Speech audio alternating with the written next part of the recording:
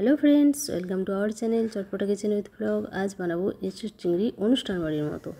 तार जोन्नो आमी एचोड़टा छालटा तुले निये केटे निয়েছি, आलुटाও केटे निয়েছি डुमो डुमो करे, আর নিয়েছি চিংড়িগুলো নুন হলুদ মেখে নিয়েছি। এবার আমি কড়াইতে জল বসিয়ে তার মধ্যে নুন আর হলুদ দিয়েছি। এবার এর মধ্যে এঁচোড় আর আলুটা সেদ্ধ করে নেব।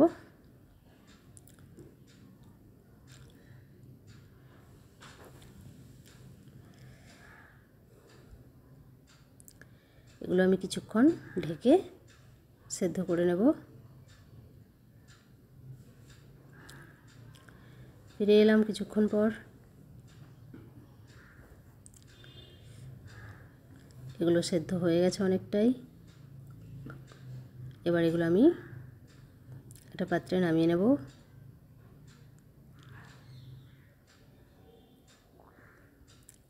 আমি কড়া বসিয়ে নিয়েছি। এবার এর মধ্যে সরষের তেল দিয়ে দেব। তেলের মধ্যে আগে আমি চিংড়িগুলো ভেজে নেব।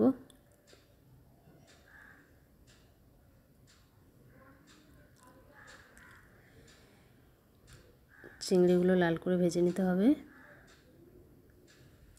বন্ধুরা, রেসিপিটা খুবই সহজ। বাড়িতে থাকা কিছু উপকরণ দিয়ে আপনারা সহজেই বাড়িতে বানিয়ে নিতে পারবেন। এঁচোড় চিংড়ি দারুণ টেস্টি হয়, অবশ্যই বানাবেন আর কমেন্টে জানাবেন কেমন হয়েছে। চিংড়িগুলো ভাজা হয়ে গেছে, এবার আমি তুলে নিচ্ছি। এবারে কড়ার মধ্যে দিয়ে দেব আরও কিছু তেল। আমি 3 চামচ মতো তেল ব্যবহার করছি, সরষের তেল। আপনারা সাদা তেলও করতে পারেন। এবার দিয়ে দেবো তেজপাতা আর 5 ফোড়ন।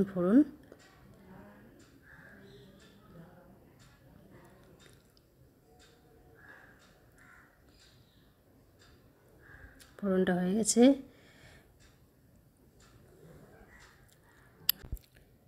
হয়ে গেছে। এবার এর মধ্যে দিচ্ছি দারুচিনি আর লবঙ্গ টুকরো। এবার আমি টমেটোগুলো দিয়ে নিচ্ছি।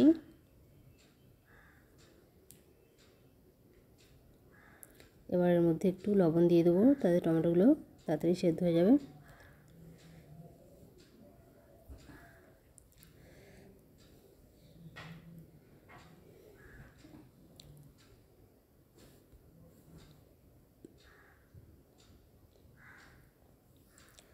টমেটোগুলো ভাজা হয়ে গেছে।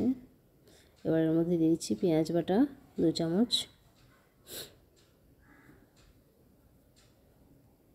পেঁয়াজটা দিয়ে একটু ভেজে নেব।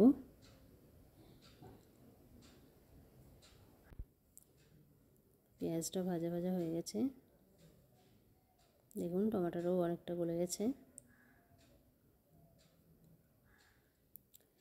এবার এর মধ্যে আমি দিয়ে দেবো আদা রসুনের পেস্ট।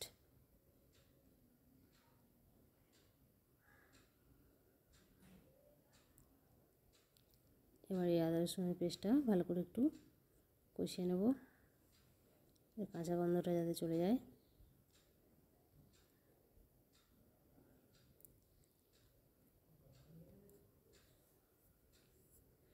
এবার এর মধ্যে দেব লঙ্কার গুঁড়ো। এখানে যে যেমন ঝাল খাবে সেই পরিমাণ দেবেন। জিরের গুঁড়ো আর দেব হলুদের গুঁড়ো।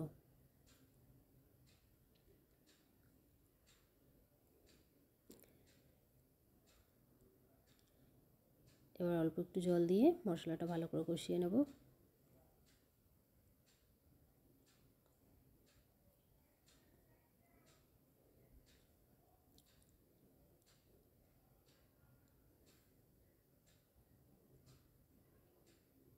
মশলাটা কষানো হয়ে গেছে, তেল ছেড়ে গেছে। এবার আমি এখানে পরিমাণ মতো লবণ আর চিনিটা দিয়ে দিচ্ছি।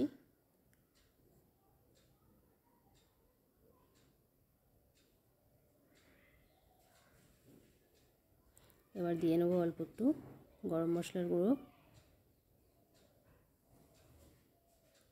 এবার সব কিছু একটু মিশিয়ে নেব।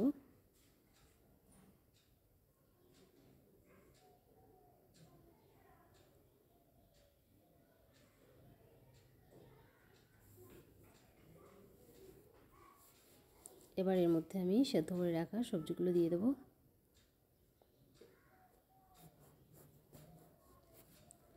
এবার মশলার সাথে সবজিগুলো ভালো করে একটু মিশিয়ে নেব। দারুণ একটা রেসিপি, অবশ্যই ট্রাই করবেন বন্ধুরা, আর কমেন্টে জানাবেন কেমন হয়েছে। ভিডিওটি ভালো লাগলে অবশ্যই লাইক, শেয়ার, সাবস্ক্রাইব করবেন। দেখুন সবজি আর মশলাটা মেশানো হয়ে গেছে। এবার আমি এখানে পরিমাণ মতো জল দিয়ে নেব। অল্প করেই জলটা দিতে হবে, কারণ আগেই সেদ্ধ করে রাখা আছে এঁচোড় আর আলুটা।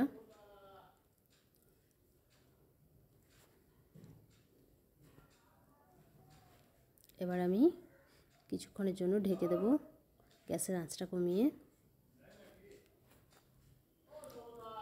কিছুক্ষণ পর ফিরে আসলাম।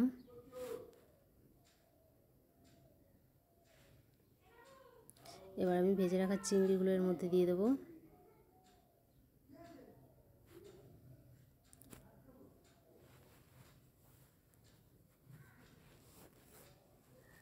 চিংড়িটা দেওয়ার পর আবারও আমি 2 মিনিট ঢেকে দেবো।